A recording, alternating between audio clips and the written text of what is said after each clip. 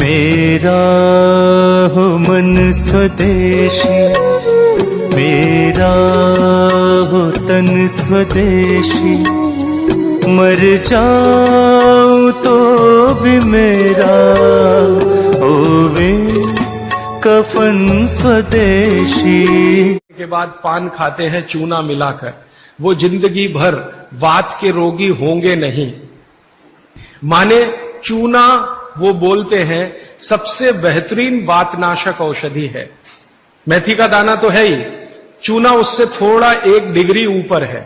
मेथी दाने से चूना सबसे अच्छी वातनाशक औषधि है। चूने के बारे में भागवत जी का बहुत रिसर्च है, बहुत रिसर्च है, और वो ये कहते हैं कि ये भगवान की दी हुई प्रचंड मात्रा में अद्भुत ऐसी चीज है जो आपके वात के सब रोगों को दूर करेगी। माने घुटने दुखते हैं, कमर दुखती है, कंधा दुखता है, चूना खाइए। फिर वो कहते हैं कि इतना ही नहीं, शरीर में कैल्शियम जो है ना, कैल्शियम ये एक घटक है, माइक्रो न्यूट्रिएंट इसको कह सकते हैं अंग्रेजी में, सूक्ष्म पोषक तत्व है। ये कैल्शियम के बारे में जो गंभीर बात है आज के विज्ञान के हिसाब से, जो मैं कहना चाहता हूं, भागवत जी ने तो 3500 साल पहले कह दिया, आज का विज्ञान उसको प्रूव कर रहा है, कंफर्म कर रहा है। वो ये कि कैल्शियम की कमी अगर शरीर को है तो आपको 20 नहीं 50 बीमारियां आएंगी। कैल्शियम की कमी अगर है शरीर को तो 50 बीमारियां आएंगी। क्या क्या आ सकता है? हर तरह का दर्द आपको होगा, हर तरह का, मांसपेशियों का दर्द, हड्डियों का दर्द, सब तरह का। हड्डियों की जितनी विकृतियां हैं वो सब कैल्शियम की कमी से आएंगे। हड्डियों के जितने रोग हैं वो सब कैल्शियम की कमी से आएंगे। फिर वो कहते हैं कि रक्त के बहुत सारे रोग कैल्शियम की कमी से आते हैं, रक्त के रोग, खून की बीमारी। फिर वो कहते हैं कि बहुत सारे कफ के रोग कैल्शियम की कमी से आते हैं। तो कैल्शियम कम नहीं होने देना चाहिए। जो विज्ञान आज का कहता है, आधुनिक विज्ञान ये कहता है कि कैल्शियम वो माइक्रो न्यूट्रिएंट है, वो सूक्ष्म पोषक तत्व है जिसके शरीर में रहने पर ही दूसरे सूक्ष्म पोषक तत्व उपयोगी होते हैं। ये 12-15 साल का रिसर्च है, एक वाक्य में मैंने खत्म कर दिया। कैल्शियम की उपस्थिति में ही बाकी सभी सूक्ष्म पोषक तत्व उपयोगी होते हैं। इसका मतलब यह है कि अगर आपको शरीर में विटामिन सी का असर देखना है तो कैल्शियम चाहिए, विटामिन ए का असर देखना है तो कैल्शियम चाहिए, विटामिन बी का असर देखना है तो कैल्शियम चाहिए, अगर विटामिन डी का असर देखना है तो भी कैल्शियम चाहिए, विटामिन के का असर देखना है तो भी कैल्शियम चाहिए, प्रोटीन अच्छे से आपके शरीर को काम में आए तो कैल्शियम चाहिए, कार्बोहाइड्रेट्स ठीक से आपके शरीर को मदद करे तो कैल्शियम चाहिए, फैट्स आपके शरीर में डिसॉल्व होते रहें और जहां जरूरत है वहां लुब्रिकेशन में मदद करते रहें तो कैल्शियम चाहिए। माने समझ लीजिए कि कैल्शियम अगर नहीं है तो शरीर में सब कुछ बीमारियां आने ही वाली है। इसलिए कैल्शियम की उपलब्धता शरीर को होनी ही चाहिए।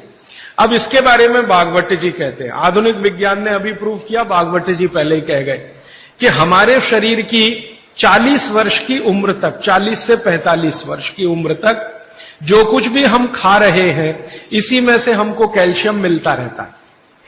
सबसे ज्यादा कैल्शियम आप जानते हैं दूध में है, दूध, फिर दूध के बाद दही, दही के बाद मट्ठा, मट्ठे के बाद मक्खन, मक्खन के बाद घी, इन सब में भरपूर कैल्शियम है।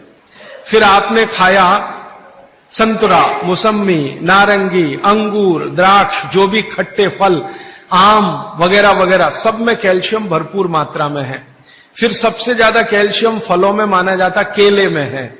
केला भरपूर खाना चाहिए क्योंकि कैल्शियम का सबसे बड़ा भंडार है और आसानी से हजम होता है। तो ऐसे जो फल हैं इनका जो कैल्शियम है ये 40-45 साल तक हमें आसानी से मिलता रहता है, क्योंकि शरीर की जो बायोकेमिस्ट्री है 40-45 साल तक एकदम दुरुस्त और तंदुरुस्त रहती है। जठर अग्नि भी तीव्र रहती है, बाकी सब फंक्शन ठीक है। लेकिन जैसे ही 45 की उम्र खत्म होती है, माताओं को ये बात विशेष रूप से कह रहा हूं, बहनों को, माताओं को। जैसे ही आपकी 45 की उम्र पूरी होती है और आपका मेंसेस साइकिल बंद होता है, मासिक धर्म आपका बंद होता है, उसी समय आपको कैल्शियम हजम होना कम होना शुरू होता है। आप कितना भी ये सब चीजें खाएं, केला भी खाएं, ये भी खाएं, लेकिन कैल्शियम उतना पूर्ति नहीं करता, क्योंकि कैल्शियम को शरीर में डाइजेस्ट कराने वाला जो हार्मोन है वो तभी तक आपको है जब तक आपकी मासिक चक्र की शुरुआत है। मासिक चक्र बंद होते ही ये हार्मोन कम होता है। आप जानते हैं कई हार्मोन्स कम हो जाते हैं, तो कैल्शियम डाइजेस्ट होना बहुत मुश्किल होता है।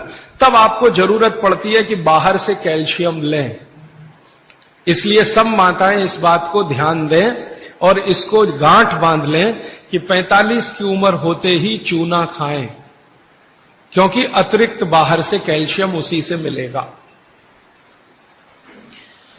चूना जरूर खाएं आप सबके लिए, और आपको भी है चूना खाएं, क्योंकि आपकी उम्र भी 45 की जब पूरी होगी तो ये जो कैल्शियम है वो आपके लिए पर्याप्त नहीं है जो फलों से और सब्जियों से आ रहा है, कुछ अतिरिक्त चाहिए। और चूंकि बाकी सब माइक्रो न्यूट्रिएंट्स कैल्शियम की उपस्थिति में ही काम आएंगे, इसलिए इस पर ध्यान दीजिए। तो शायद इसलिए इस देश में एक परंपरा विकसित हुई है पान खाने की। ये पान खाने की परंपरा बहुत वैज्ञानिक है, बहुत ही वैज्ञानिक। जिसने भी शुरू की वो बागवट का पक्का चेला रहा होगा, बहुत समझकर उसने ये शुरू की।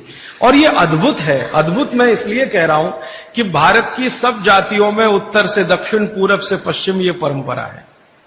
कहीं भी चले जाओ, आप सिक्किम में चले जाओ, अरुणाचल में चले जाओ, वो भी पान खाते हैं।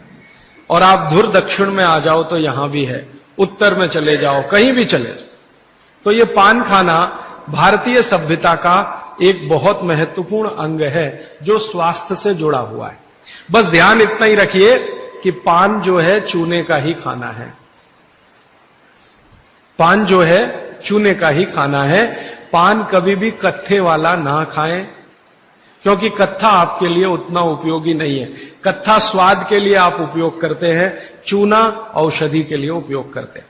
ये बात मैं एक बार पहले भी कह चुका हूं, आज फिर से इसलिए कह रहा हूं कि कुछ नए चेहरे मैं देख रहा हूं। तो आपके रसोई में मेथी दाना हो गया, चूना हो गया, पान हो गया, फिर पान के बाद आपको जीरा, हींग वगैरह वगैरह, अजवाइन, ये सब हो गई। ऐसी कुल 108 औषधियां हैं। गरीब से गरीब आदमी की रसोई में ये औषधियां हैं, इनका भरपूर उपयोग करिए। एक औषधि के बारे में बागवट जी कहते हैं और भी महत्व की है, दालचीनी।